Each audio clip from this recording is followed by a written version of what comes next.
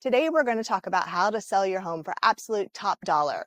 Selling a home isn't just about putting up a for sale sign. It's about strategy, marketing, and negotiation. But how do you know if you're making the right moves? I'm Judy Jernigan, recognized among the top 5% by the Atlanta Realtors, and your host of How to Sell Your Atlanta Home with Sage+Grace, Smart Homeowner Strategies, Successful Real Estate Sales. With a background in broadcasting, negotiation, and education, I bring a unique perspective to home sales, helping homeowners sell faster for top dollar and with less hassle, while understanding not just the financial side, but also the logistical and emotional considerations of a move. This show helps you plan ahead, navigate the market, and work more effectively with a realtor like me. You'll get expert insights from my guests, plus real actionable strategies to sell with confidence. Now, here's the show, moving you forward with sage advice and grace. How to sell your home with Sage and Grace. I'm Judy Jernigan with Sage and Grace Realty Group. I'm a licensed broker in North Carolina and Georgia. When you want to sell for top dollar, you want to get your home in top condition. But sometimes that means spending extra time, going through some extra hassle. If that's not the right approach for you, talk with your real estate professional and develop a personal strategy that works for you and your timeline and your personal situation. One of the first things to think about on the exterior of the home is curb appeal and landscaping. If you're thinking about selling your home now or one day in the future, think about investing in landscaping. Don't spend a lot of money on fancy ornamentation necessarily, but people do like to see some texture, some contrast, and a few pops of color. Look over the exterior of your home and make sure you've taken care of any maintenance or handyman items. If there's any boards that need to be replaced, go ahead and do that. Consider pressure washing any vinyl siding or other siding. If there's loose stones, go ahead and fix those. Make sure you've raked the yard. Consider putting down some fresh mulch or pine straw. Also, on the exterior of the home, gutters are really important. Clean out your gutters and make sure that water is flowing away from the foundation of the home. You'll see they've done that here. We have splash blocks, making sure that water doesn't flow right onto the foundation of the home. We see so many things come up during home inspections that have to do with water that could be easily prevented with the right proper gutters and having just things like these splash blocks that direct water away from the foundation. You'll see they've even gone so far as extending the condensate line for the air conditioner. It also does not empty right by the foundation of the home. They've extended that condensation drain line so it flows out into the yard. The next place worth spending your time and attention is the front door. As a real estate agent, we're going to come here and it's going to take us a couple of minutes to open this lockbox and get the key. So your potential home buyer is going to be standing by this front door looking around for several minutes, and it is going to be one of their very first impressions of the home. So make sure your front door is clean, freshly painted. The lighting is also clean and bright. Turn those lights on and make sure the front porch area or anything surrounding the front door looks good. There are 4 most important things to think about when getting your home ready to sell. The first and most important thing is to make sure that your home is clean. Clean, clean, clean. Scrubbed top to bottom, smelling fresh, and no dust bunnies. The second thing is to consider little handyman items or maintenance fixes, anything that you've been putting off. Go ahead and have a handyman come out and address any leaky faucet. Loose doorknobs, doors that don't open or close properly. These little handyman things can give someone a false impression that a home hasn't been well maintained. So we want to make sure all the little handyman fixes are done before home buyers come and tour your home. The third thing to think about is paint. Fresh, neutral paint is a relatively inexpensive way to really update a space, make it feel fresh and clean, and neutralize it. Now, I love a bright yellow kitchen and a spa blue bathroom. However, those may not be the right choices for your home. Talk with me or your real estate professional about what colors of paint may be best for your home. We do generally recommend something bright and something neutral that's going to be appealing to the most potential home buyers as possible. The fourth thing to think about is staging. That is the lowest on the list, though it's often what people think about first. Staging has many aspects to it. It can mean bringing in furniture, but often it means working with your own furnishings to get your home looking its best. When you're getting your home ready to sell, make sure all the light fixtures work and all of the light bulbs are bright and they turn on. And before you have any showings, before you have any pictures, turn on all the lights and open the blinds. When people are shopping for homes, they like to see lots of natural light and bright, cheerful spaces. While we're talking about lighting, also, if you're like me, I have a penchant for chandeliers. Not many people do. If you have your grandmother's chandelier hanging in your home and that has sentimental value to you, you're going to want to go ahead and take it down so that no one sees it and says, oh my goodness, I really love this chandelier. I must have it. It goes so well in the home. Anything that you want to take with you, take it down. So your grandmother's chandelier, go ahead and take it down, put up something different and put that in storage so no one can see it, no one can be tempted by it, no one can want to have it. Also, you're probably going to want to have something, depending on your home and its overall character, you're probably going to want to choose lighting that is a bit more appealing to a mass audience of buyers. So something a little less personal and a little less taste specific. So for example, here in this home, we have modern, updated lighting that fits the character of the home and is going to appeal to a number of buyers. It also has no sentimental value to the home seller, and they're perfectly fine leaving it and selling it with the home. When you have your home listed for sale, people will be touring it for open houses and with their real estate agent to look around. Be sure you've put away any personal and valuable items.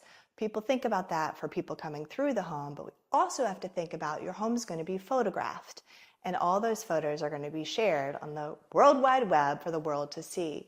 So think about what you do and don't want showing up in those photos. If you have any valuable collectibles, valuable art, any personal possessions that you don't want shown in those photos, go ahead and pre-pack them and put them away. So valuable art can look beautiful on the walls, but best not to have it shown in the photos if you don't want the world to know that you own these pieces. Something else that people don't always think about is their prescription medication. Go ahead and pack all of your prescription medication away, lock it up if possible. We just don't want to tempt anyone. Of course, anyone who comes through your home is going to be accompanied by a professional licensed real estate agent, and they're going to be watching them and helping keep your property safe. But best to avoid temptation and go ahead and pre-pack again any valuables, so jewelry, art, collectibles, also firearms, prescription medication. I even go so far to put the knives on the kitchen counter away just to keep everyone safe. As part of your marketing plan, your real estate professional should help you get your home looking and smelling its best. Smelling is not something that people are always aware of or think a lot about. But when people walk into your home, potential home buyers, you want your home to smell fresh and clean. So think about pet odors. Think about what you've cooked. Might not be the right time to start cooking smelly fish dishes right before a showing. Pot roast is good, pies, cookies, or just there's no substitute for just clean, fresh smells. So think about what you can do in your home to eliminate any pet odors, any cooking odors, or anything else that may be causing unpleasant smells in your home. The sense of smell is a really important sense for people. So do what you can to make your home smell fresh and clean. One of the things we like to do when marketing a home is put little cards for people touring to read to point out cool features that they may otherwise not notice. For instance, we have USB plugs here in the kitchen, super convenient for charging all your devices. We have soft close cabinetry doors. There's under cabinet lighting. We like to point out, again, some of these fun, cool features that they may not otherwise notice that are good selling points that increase the value of the property. My home has a refrigerator covered in my 5-year-old's artwork, and we love and appreciate good artwork, but now is not the time. When you're trying to sell your home, go ahead and clear off all those magnets from your world travels, all the children's artwork, all the fun things on your refrigerator, pre-pack those. We just need to see the plain refrigerator. When your home is occupied, meaning you're still living here, but we're staging your home to sell, What we want to do is pre-pack as many of your personal items that you don't need as possible. We pre-pack so that the home looks bigger, more spacious, less cluttered. Also remove your personal vibe because we want people to see themselves living here. We want potential home buyers to be able to envision them moving right in. So we need to remove you and your family. Sometimes that can be hard. This is your home and you're still living here. Keep the necessities that you need for everyday life. That's fine, especially if you have children, a few of their favorite toys. But pre-pack any out-of-season clothes, any toys that maybe they don't need, and go ahead and let the space be a little more decluttered, a little more depersonalized. We have found that having a garage with several boxes that have been pre-packed is fine if that means that your home itself has a bit more elbow room, and again, less of your personal items, more blank canvas where a home buyer can envision themselves moving in and making it their own home. Make sure you don't have wobbly handlebars, doors that are sticking, light fixtures that won't turn on. We touched on those handyman items, but we just want to reiterate that this is the time to make sure that your home feels well maintained. I'm sure you've taken care of changing the air filter, having your HVAC serviced. That's something that we want to market with your home and let people know they are buying a home that's been loved and well maintained. Sometimes when people hear the term staging, they think that means I need to set out a nice place setting on the dining room table or have a nice flower arrangement. While those things may be okay, really staging is about drawing your eye to the architectural details of the home, about highlighting the strengths of a property, especially the things that do convey with the home. So in this case, we want to draw people's eye to the beautiful crown molding and the high ceilings, these architectural archways with these beveled edges. These are the things we'd like to draw people's eye to. We're not looking to draw their eyes to a pretty set of dishes or perhaps a statement piece when it comes to a chair. Those things don't convey, they don't sell with the home. It's not what we want to be drawing attention to. On the flip side of staging, we can use furnishings or other materials to draw people's eye away should the home have any negative features. Perhaps there's a view out the window that isn't as appealing. In that case, we may want to close the curtains, whereas usually we want the curtains open so that a home is as bright and sunlit as possible. Home buyers sometimes have very limited imaginations. So a home that is empty and void of any furniture, it's sometimes hard for people to imagine how different rooms and different spaces can be set up and used. They also often lose a sense of scale and start to worry, will my king bed fit in this bedroom? When there's plenty of space for a king bed, but it's just hard for people sometimes to see it and realize. So we do encourage homes to have furnishings in them to add a sense of scale to the room and also help people define some of the ways they may be able to use the space.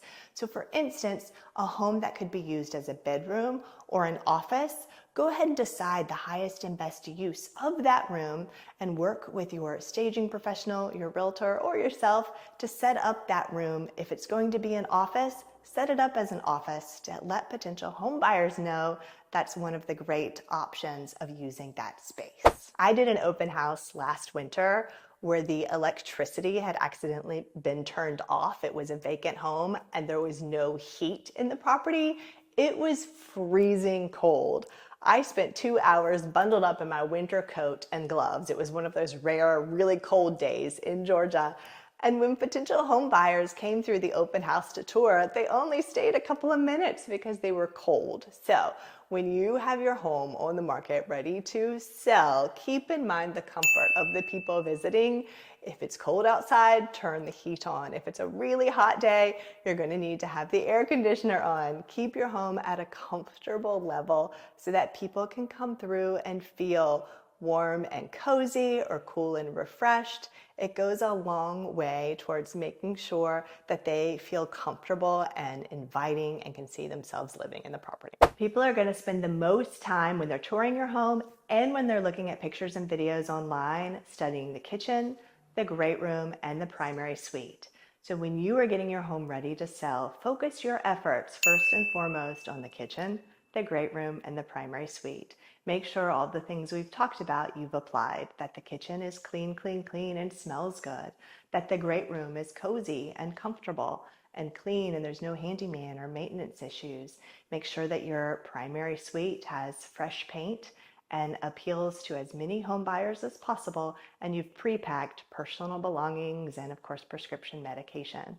So there's 3 places with the highest return on investment of your time, energy, and money are going to be the kitchen, the great room, and the primary suite. I'm Judy Jernigan with Sage+Grace Realty Group. Thanks for spending time with us. Go ahead and hit like and subscribe, follow, send us a direct message if you have any real estate questions at all.